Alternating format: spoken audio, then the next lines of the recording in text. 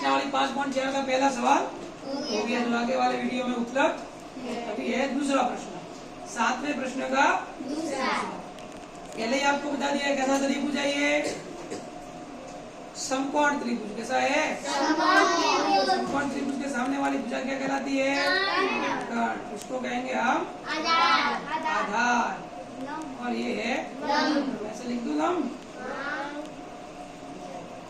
चलिए, अब इसमें नाम दे रखा है तो अपन नाम लिखेंगे।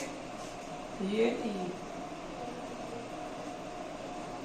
कोण तो समकोण तो बी है, ये आ गया ए, ये आ गया सी। एसी कितना है? 13 सेंटीमीटर। एसी का मान कितना है? 13 सेंटीमीटर। और ये क्या है? कर्ण है। क्या है? कर्ण है।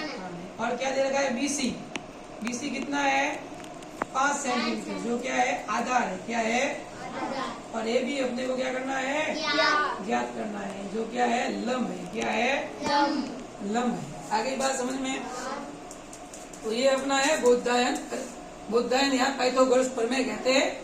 कर्ण स्क्वायर बराबर लंब स्क्वायर प्लस आधार स्क्वायर।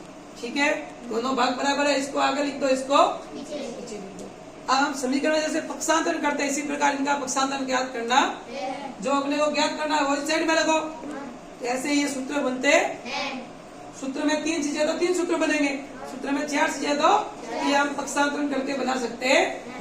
लंब स्क्वायर, हमें लंब का सूत्र ना, लंब स्क्वायर ऐसा रख दो, बराबर का बराबर कर्ण स्क्वायर का प्लस का आधार स्क्वायर, बराबर के इस साइड में गया तो क्या हो गया? माइनस का आधार स्क्वायर। अगर आपको आधार का बनाना है तो लंब को उधर भेज दो। आधार स्क्वायर बराबर कर्ण स्क्वायर प्लस लंब स्क्वायर है, लंब स्क्वायर को किस साइड में भेज दो? प्लस का इधर आ गया तो अपने को जिसकी जरूरत है उसमें से ये तीनों सूत्र में से उपयोग कर सकते हैं। अब हमें क्या ज्ञात करना है? लंब। क्या ज्ञात करना है? तो लंब वाला सूत्र ले लो। लंब वाला कौन सा सूत्र है? ये वाला।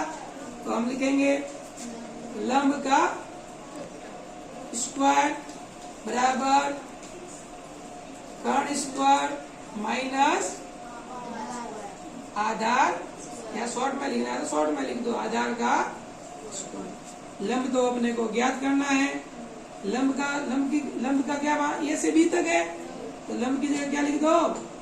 ए से। कर्ण की जगह क्या है? ए से सी। माइनस का माइनस स्क्वायर तो ऊपर है, वो तो आने वाला ही है। आधार कितना है? बीसी। आधार क्या है? अब इसकी जगह इसका मान रख दो, ये भी तो ज्ञात करना है। ठीक है, एसी का मान कितना है? 13 सेंटीमीटर। स्क्वायर है तो स्क्वायर लिख दो। बीसी कितना है? 5 सेंटीमीटर। स्क्वायर है तो ये पूरे के ऊपर स्क्वायर होगा। किसके ऊपर है? ठीक है, पिछली बार हमने ये नहीं लिखा तो ध्यान रखना। आगे बात समझ में? अब 13 का वर्ग कितना होता है? 100। वर्ग का मतलब क्या हुआ? 13 का वर्ग मतलब 13 इंटू 13 कितना आया? 169। सेंटीमीटर है तो सेंटीमीटर का स्क्वायर ही रहेगा। सेंटीमीटर इंटू सेंटीमीटर क्या होता है? सेंटीमीटर गुना क्या हो गया? सेंटीमीटर। माइनस का माइनस, 5 का वर्ग 5 गुना कितना आया? 25 सेंटीमीटर स्क्वायर का सेंटीमीटर। इसमें से घटा दो। 169 में से 25 को 144, पीछे क्या है? सेंटीमीटर स्क्वायर, तो क्या रहेगा? सेंटीमीटर।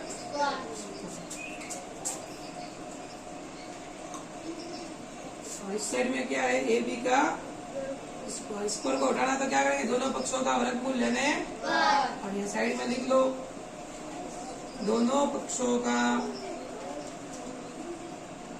वर्गमूल लेने। ऊपर क्या जाएगा? वर्गमूल का, उसके भी ऊपर वर्गमूल का। इसका तो स्क्वायर हट जाएगा, क्या आ गया? A B. और 144 का वर्गमूल कितना होता है? हाँ, 12। 144 का वर्गमूल कितना होता है? Centimetre square. तो सेंटीमीटर रह जाएगा, स्क्वायर क्या हो जाएगा? हट जाएगा। यही अपने को क्या करना था? ज्ञात करना। अगर आपको 144 का वर्गमूल नहीं आता निकालना तो देख लो, पहले किसी भी विधि से निकाल दो। 144 जोड़ा बनाओ, ये जोड़ा बन गया। पहला जोड़ा 1 है, 1 से आगे जाना 1 का वर्ग कितना हो गया? 1। ऊपर भी लिख दिया 1 और 1 का योग कितना आ गया? 2। 1 में से 1 गया तो 0। ऊपर से उतारे 44। 2 के पास ऐसी रखना संख्या रखनी है कि 44 से आगे नहीं जाना, ठीक है। तो 2 के पास हमने रख दिया 1, 1 का 1 को 2 से गुणा किया तो 31 आ गया। अब 2 के पास कितना रख रहे हैं? 2 और 2 से गुणा किया तो 4। 2 और 2 से गुणा किया तो बराबर आएगा तो चलेगा। ये कितने आ गए? 44। इधर कितने आ गए? 2। ऊपर भी कितने लिख दिए? 2। 44 में 44 गए तो 0। 144 का वर्गमूल कितना हुआ?